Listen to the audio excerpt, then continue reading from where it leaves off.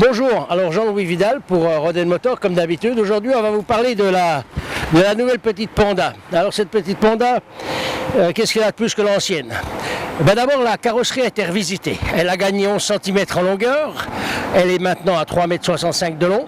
Malheureusement on pourra dire que cette augmentation de longueur n'a pas vraiment été bénéfique pour les passagers, mais beaucoup plus pour la sécurité, principalement à l'avant. Et puis ensuite en largeur, elle a augmenté de 6 cm et demi et qui la place maintenant à 1,64 m. Donc là on est dans le domaine par exemple d'une VV-Up. Ça c'est un peu la base maintenant de cette nouvelle Panda. Alors l'image générale est beaucoup plus sympathique puisque la masse paraît moins étroite, moins élancée qu'elle n'était dans le temps.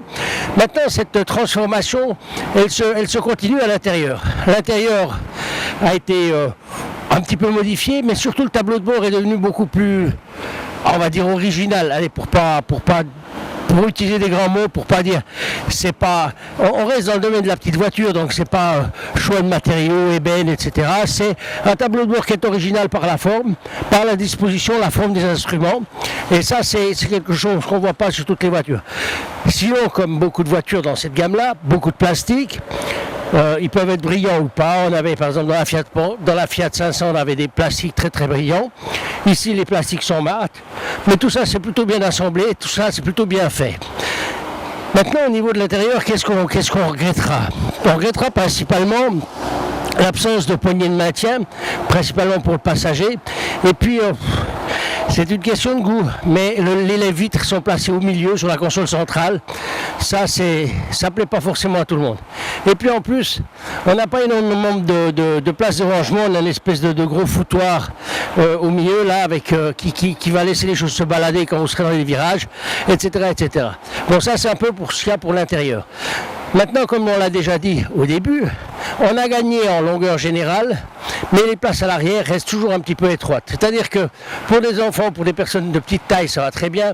Pour des adultes un peu, on va dire, plus confortablement bâtis comme moi, ça devient un peu plus compliqué.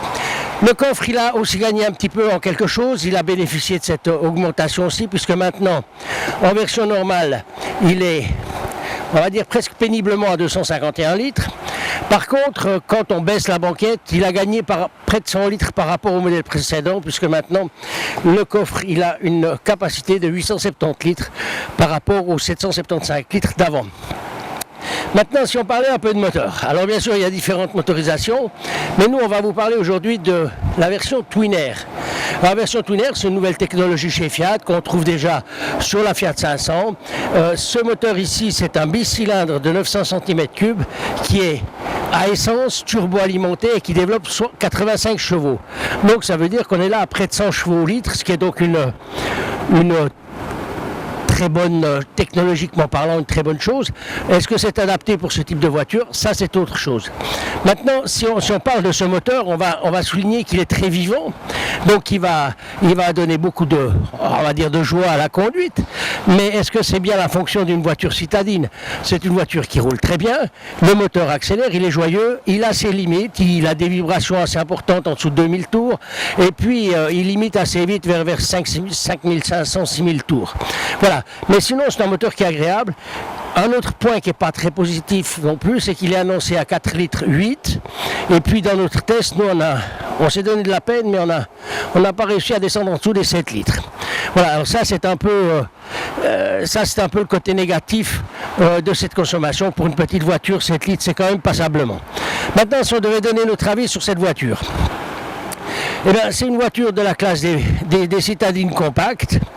Elle est bien faite, elle est bien finie. La ligne, elle est plaisante. Enfin bon, c'est une ligne qui est, on va dire, globalement connue, puisqu'on en est à la génération 3. Le tableau de bord est le point fort, on va dire, au niveau de l'habitabilité. C'est original. Dans les points négatifs, la consommation, c'est quand même ce qui nous a dérangé le plus. Et puis la direction qui est un petit peu floue, mais sans ça, ça va plutôt bien l'ensemble. L'ensemble, c'est une bonne petite voiture assez sympa finalement. Maintenant, si on parle prix, alors on pourra signaler aussi que cette voiture démarre à 14 100 francs dans les versions de base. Et notre modèle ici, avec tout équipé, avec notamment aussi un système de navigation qui est un peu planté comme un champignon là, au milieu du tableau de bord, cette version-là coûte 21 620 francs. Est-ce qu'on va mettre 21 600 francs pour acheter une voiture petite compacte de ville? Ça, c'est à vous de voir. Et comme on a l'habitude de dire chez Rodin Motor, le plus simple, c'est encore d'aller chez un concessionnaire. Vous l'essayez. Si ça vous plaît, vous l'achetez. Et puis si ça vous plaît pas, vous regardez autre chose. Chez Fiat, il y a plein d'autres voitures aussi. Jean-Louis Vidal, Rodin Motor, en septembre 2012.